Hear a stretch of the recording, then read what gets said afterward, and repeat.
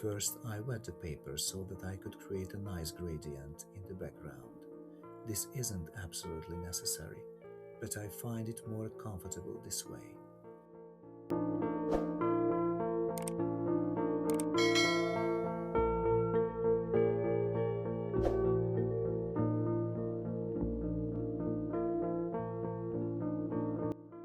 The colors may blend more beautifully on wet paper, perhaps.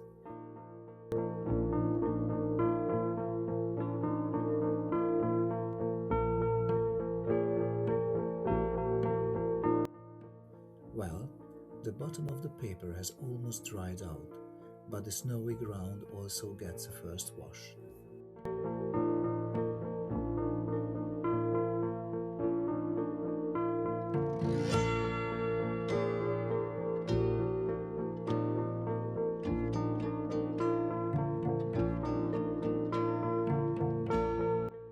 Between the snowy ground and the sky, the distant trees and buildings form a kind of dark horizon.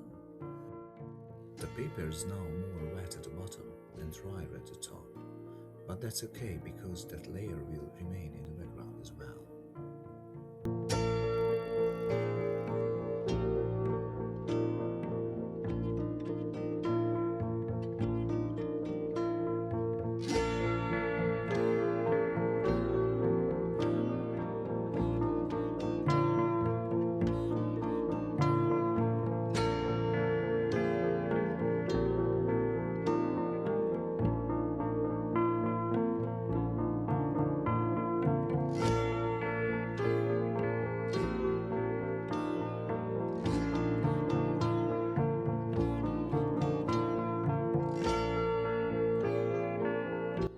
One or two trees a little closer stand out from the background.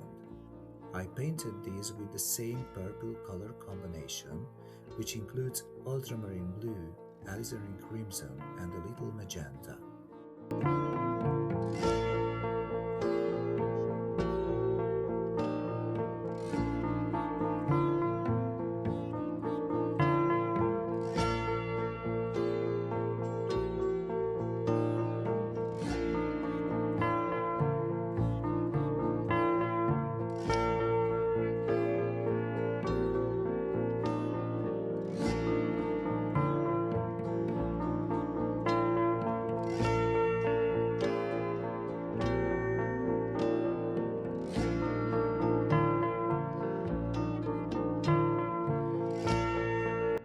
I almost never use black in my watercolor paintings because black is not a living color.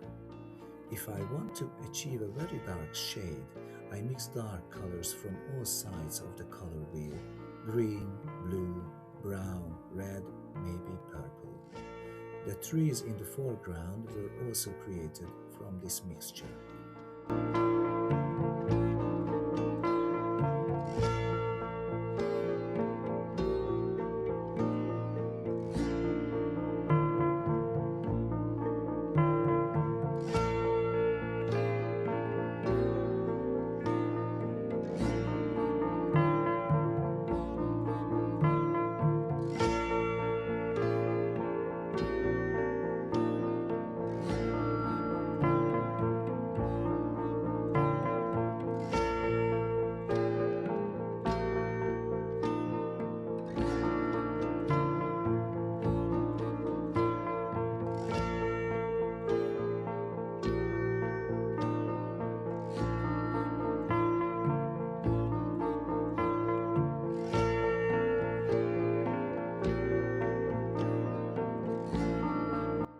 In the meantime, as you see, I painted dark areas on the snowy ground using dry brush technique as the soil peeks out from under the snow. Now I realized that the snowy ground would need to be much darker in the evening gloom, so I carefully painted another layer of darker purple blue tone.